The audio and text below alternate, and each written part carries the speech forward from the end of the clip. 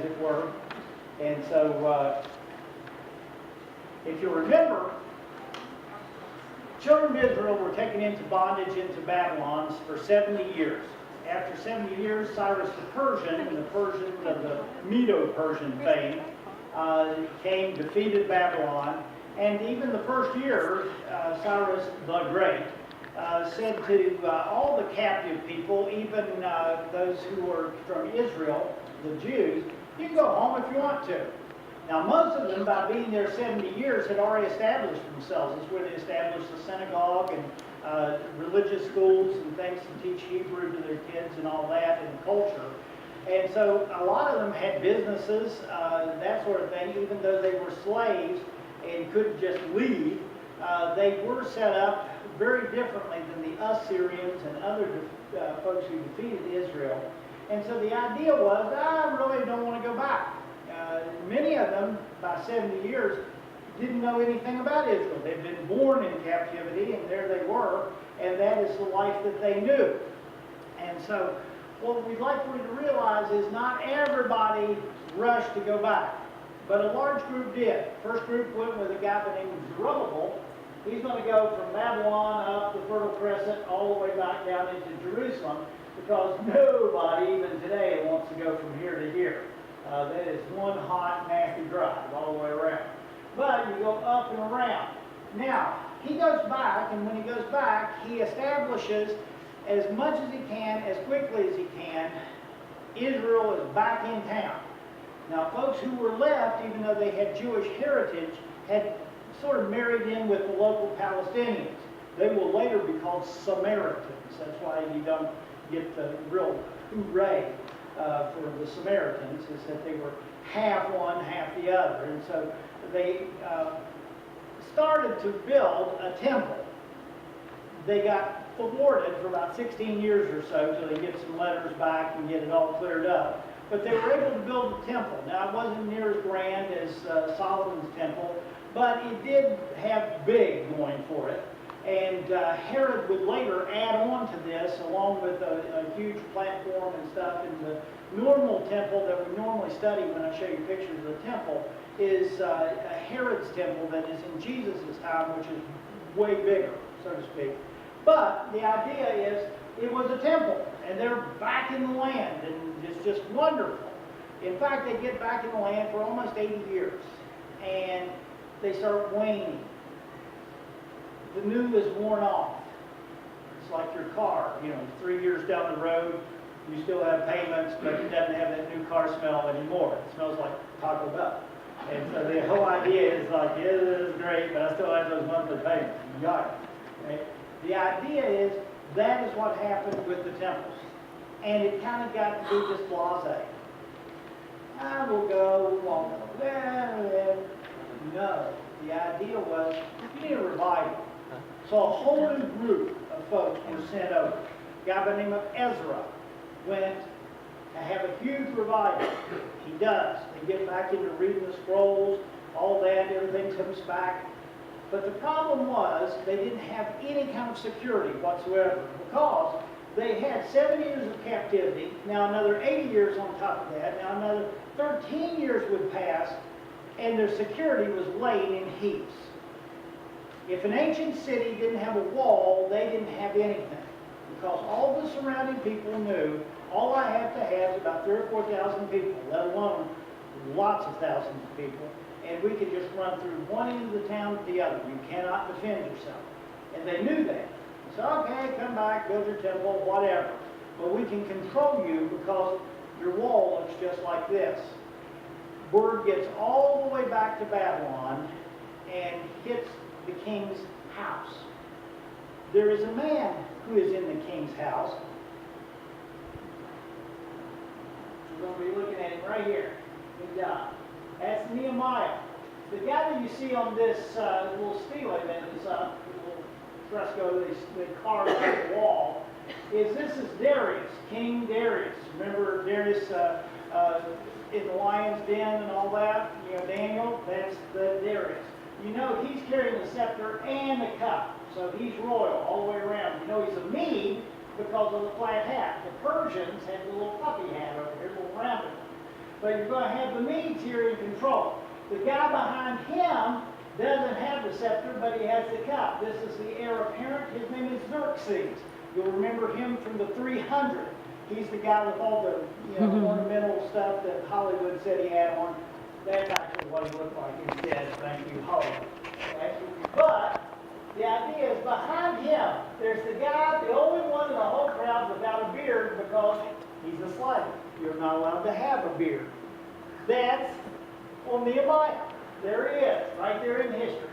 And he has his arms crossed, he's carrying a little towel for the cup because he's a cupbearer to the king. He's the one that eats the stuff, drinks the stuff prior to the king getting it. So if you're trying to poison the king, the cupbearer gets it and then he dies and the king lives. That's the whole idea. You're sort of filtering the device. However, I want you to see how long Nehemiah was around. He came in the end of Darius. You're going to have Xerxes, who didn't last that long, in the teens, like 18, 19 years, somewhere in there.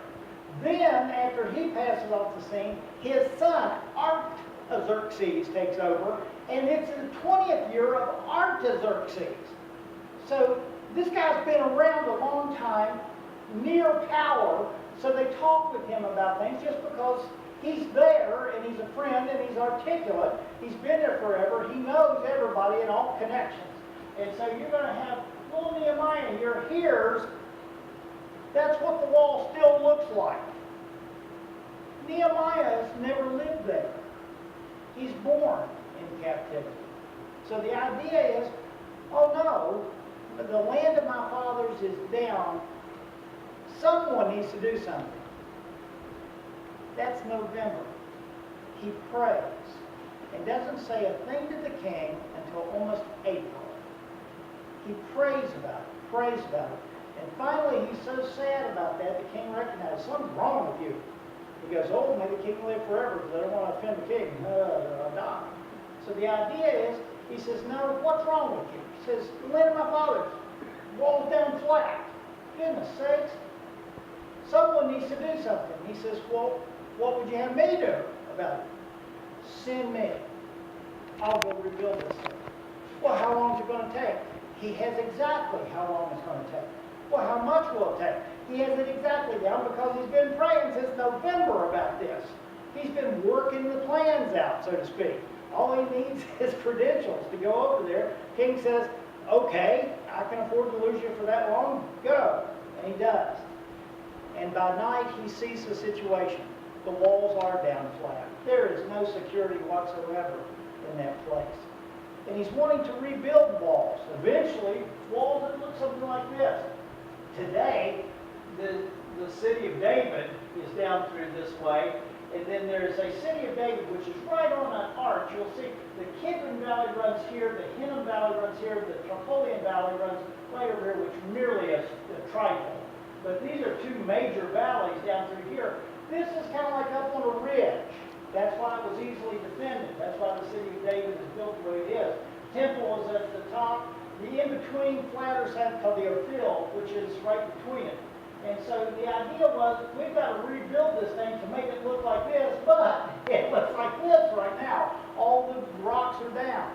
If you look at it from a schematic, you'll see it is an intricate wall pattern with lots of gates.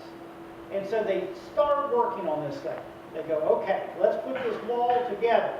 Now, we don't have time nor the mechanized situation here to put those massive big blocks up. So this is going to be a rock wall.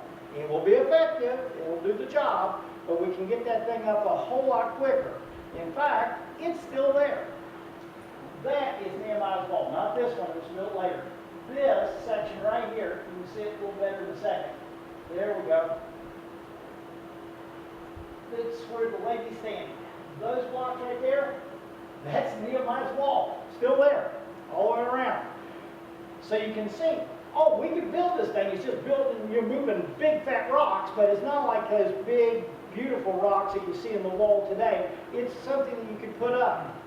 Think of it as, started doing that all around the city, 360. Had families all over the place. External problems happened. The guys who were around, Sanballat, Geshem, okay, these guys are east west, and north of the city. Everyone who had a vested interest on being able to just walk through that place anytime they wanted to. I love the name Sand Valley. No one names their kids Sand Valley. Okay. The idea is, what we're going to do is put up a wall. Now they got about halfway up. The three characters start stirring up trouble and said, we don't want a wall. We can't run right through the place like we normally do. And so there's trouble on the exterior. They did two things. Number one is they moved all the workers to near their families so they wouldn't be apart from them. So if you had to fight for a home and hearth, you had a home and hearth right beside you. The other thing was they said, we're going to send half the workers out armed, ready to go to fight.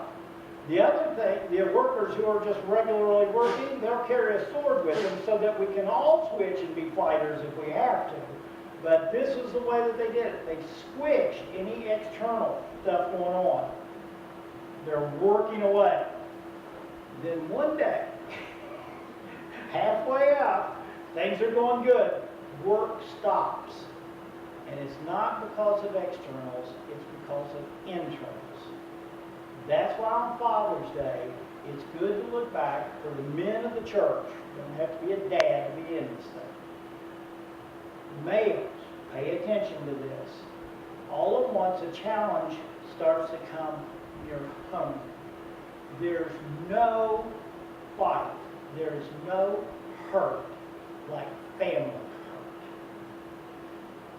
You can, anybody in the community can say anything about you and you might be hurt and you'll get over it. Family gets you, they get you because they know where to get you. They live with you.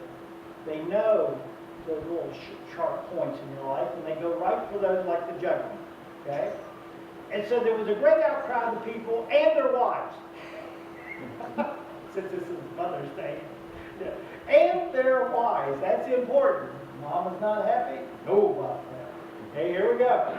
The people and their wives against their Jewish brethren.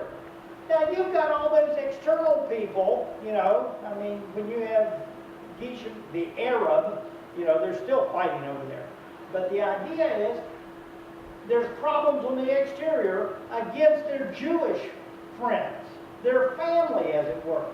Since we have been told that we, our sons and daughters, are many, those big families. Let us therefore get grain so that we might live. There's some basics in here. We're starving to death. You've got us working out here. We're all around this with things piling up. You know, we got rocks going. We've got gates started. We've got all those kind of things going. However, we're starving to death because you give out so much food. And Mr. Irving over here's got 2 kids. I've got 7 kids. You're giving us the same amount of stuff. We're starving to death. Help us out here. Throw us a bone, literally. Okay, throw us a bone. Here we go. It says, there are some of us who mortgaged our lands and our vineyards. Now watch the word. We mortgaged our lands and our vineyards that we might buy grain. They're starving because of the famine. There are some times that are real world problems. Guys, get this. Get off the guilt trip wagon. There are some times that stuff happens to your family and it's not your fault. The company just downsized. I'm sorry. You may be the most loyal, you may be the best accountant ever on the face of the planet, but they just sold the company or they're downsizing the company and it's not your fault. The company says you're going because I'm going to hire a relative. Welcome to the hills. Think it's bad? Go to West Virginia. That's where I'm from. It's worse. Okay? Nepotism is the only ism there is. Okay? That's it. It's, you know, it's like, I don't care, you worked here 10 years, I got cousin Oscar here, he needs a job. You're gone, you know? It's not your fault. They're hungry. It's not their fault. There's a famine. There's just not that much to go around. Supply and demand all the way around. Ready? Here we go. We go. So off to work we go. There also said, we borrowed money from the king's taxes. Now, the one thing that Nehemiah probably could do is the tax thing because he's got it in with the king too. He says, you know, hey king, already, see, King Artie, help us out here. We're getting taxed to death over here. Can you just tax someone a little more and us a little less? Cut us a break. They borrowed some money on the king's taxes for our lands and our vineyards. Now watch what's happening. That lands and vineyards is going to come back to haunt you in just a second. Okay? You ready? Because they have desperate times coming. Now, our flesh is the flesh of our brethren, our children as their children. In other words, we're just like everybody else who lives in the land, Canaanite, Jewish, whatever. Indeed, we're forcing our sons and daughters to be slaves, and some of their daughters have been bought into slavery. And it's not in our power to redeem them, to buy them back. For other men have our vineyards and our lands. Now where that gets really important. You ready? All of that Middle Eastern area, especially in Israel there, a lot of the hill country to try to maximize water is terrace farmed. Now when they terrace farm, they're going to put terraces in.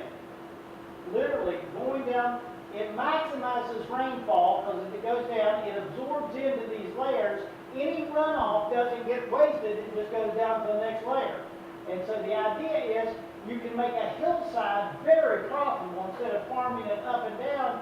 Now you've got all these flat pieces and you make a whole lot more land. Here's where it comes into families. In these ancient lands, you had an area as your inheritance. It was your family's plot. You're part of the Jones family. Jones family, from all time, has owned that piece of dirt. Okay? Over here, maybe the Goldsteins. The Goldsteins have owned that forever, period. Okay? It has your name written all over. It's like a home place up here. And so the idea is, these plots, you were able to grow just about anything the Middle East could provide. You could have fig trees, you could have lettucey type plants and stuff if you wanted it. You could have sycamore figs growing out of these things. You could have anything that you could think of, grapes and vineyards and stuff to do wine and otherwise. You could grow on your family land. If all else failed, this was the social safety net. You could go farm your family plot and at least keep your family alive. My father lived through the Depression and they raised chickens.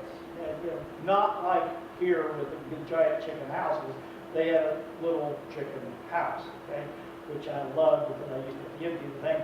And so I loved that it wasn't that large. But the idea is that that chicken house had enough chickens in it that you could take a chicken or two a month or 3 or 4 or whatever what you needed and feed yourself and make the meat go all week long. And so the idea was if you fell apart as far as the family goes, you always had that plot of land. This is the land that was sold. This was the land that was lent and had debt upon it. Now the thing of it is, according to the Old Testament, this is the way it should go. If you let someone use that land, every 7 years, rotated up, all debts were supposed to run out and be canceled. They actually did it prorated. And so it went out 7 years. Every 7 years, you're supposed to get this sort of thing back for the use of it. If you even sold that piece of dirt, every 49 years, 7 times 7, every 49 years was a year of Jubilee that everything reset. And the Jones plot went back to the Joneses. No matter what. If you bought it in the 48th year, you knew that, you prorated it up, you knew you had that for a year because year of Jubilee is coming, it resets. That was what was supposed to be going on. None of that was. I love that it says 7 years too, that we adopt the same thing with bankruptcy laws. So it's a 7-year tilt. We brought that right into America as well. Okay? The idea is none of that was happening. All their land was gone. They had no method to make money so that they could buy people back. They were selling their kids into slavery. It's desperate. Nehemiah, number one, listened. He heard them. Men, get that. Don't get the dull look and okay, there's someone's wagging their face at me, but I'm not getting it. It's like, yeah. I got to get up there and polish my bathtub. Here we go. Come on, yeah. No, he actually engaged. He said, I became very angry, which is unusual for Old Testament. They usually don't throw that very in there. Angry's enough, but they throw it in. Very angry when I heard their outcry of these words. He's very angry for two things. Number one, Ezra came 13 years earlier, did this big revival. Yeah, revival. Praise the Lord. But now they've reverted that they're not even doing any of the Old Testament anymore. The other reason is he wants something done and the work is stopped. Like, yikes, we've got to flatten it out here. We've got to get people piling rocks again. Come on, let's get it. He's mad both ways. He's angry. What's he do? After serious thought, men, he did not fly off and just start yelling and stomping around. Okay? Got to get this thing right. No, he didn't do that. After serious thought, I rebuked the nobles and the rulers and said to them, each one of you is using usury against his brother. That's a bozo no-no. Leviticus, Deuteronomy both, all those combined. You're not supposed to charge your fellow Jew any kind of interest at all. That's a usury word. It's interest.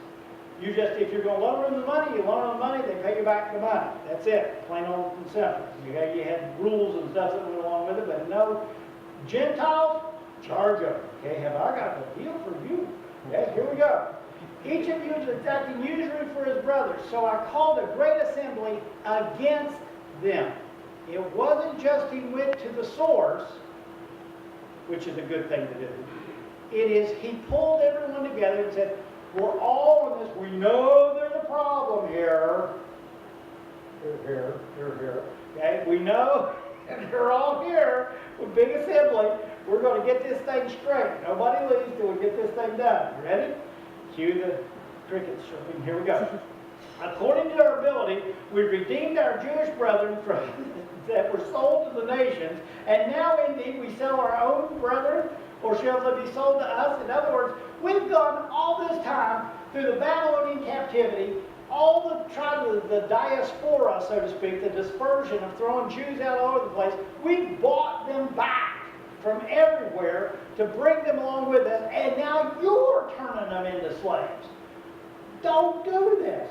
And they were silenced and found nothing to say. Well, of course, they're caught. Okay? And this has been going on. We had 70 years, remember, was Zerubbabel, then 13 more with Ezra. This has been going on a while. And so they're caught dead to rights. So they don't say anything. Key verse for Father's Day. Then I said, what you're doing is not good. Only in Hebrew can you have something that flat. Okay? Greek, you can spongy, it's all over the place. Hebrew is concrete. What you're doing is not good. Right? I like that. Sometimes you just got to say, this is right, this is wrong, and that's wrong, period. Should you not walk in the fear of God because of the reproach of the nations and our enemies? That's huge.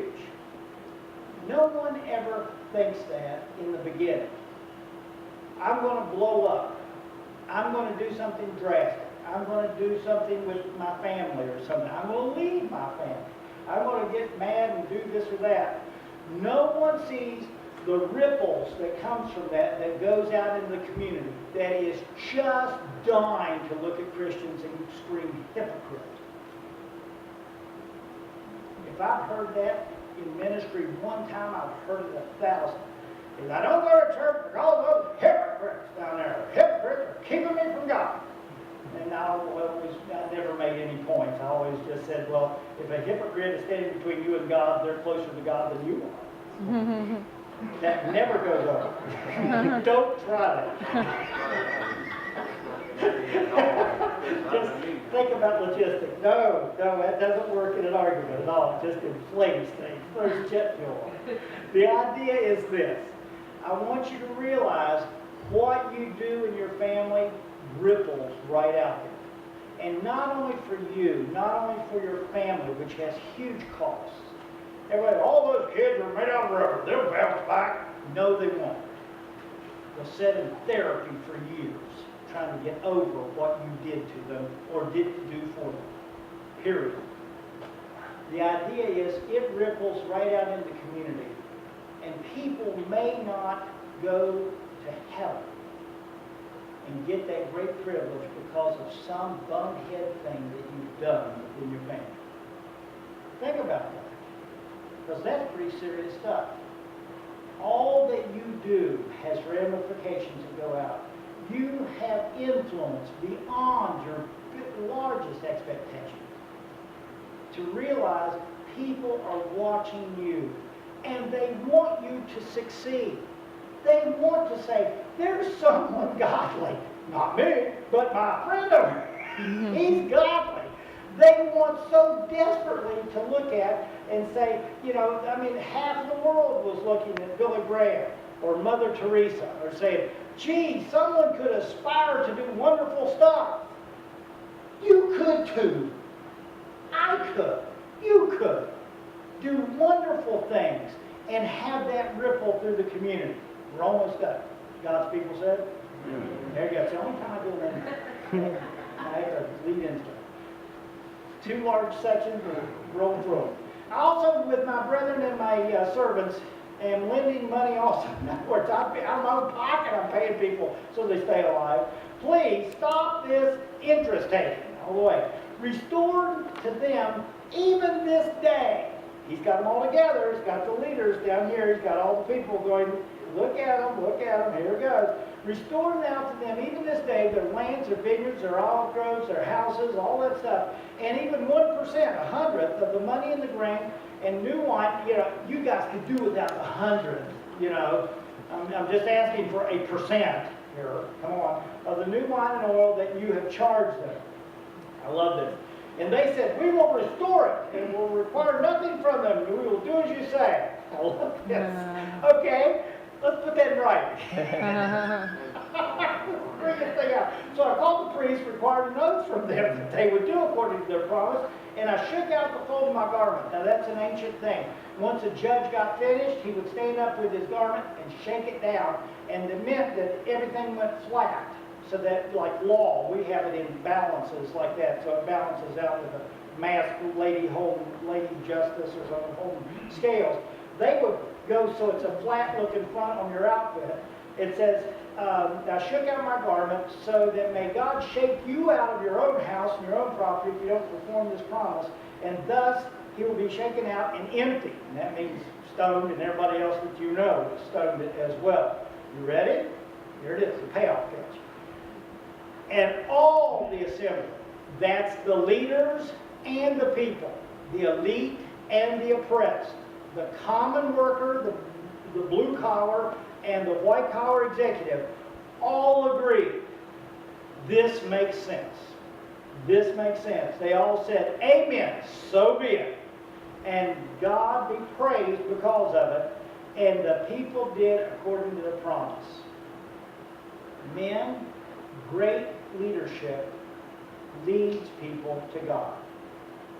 If you have to do it, talk about the Lord, but more than that, live it in front of them. And when they see that your life is different is when you get ready to tell the gospel. Don't yell and scream it down their esophagus. They're not going to do it. They'll gag. What they'll do more than anything else is ignore you and say that you're stupid and you're something. Great leadership. Leadership. You ever want to know if you're a leader? Look behind you. Is anybody following you? They are if you're a leader. Whoever's behind that, if there's no one behind you, you're just taking a walk. Mm-hmm. Great leadership leads people to the Lord. In the midst of your regular, everyday life, getting everything else that you need to get accomplished, remember, we're leading people, whether we like it or not. Lead them to the Lord. Be great leaders. Let's stand as we pray.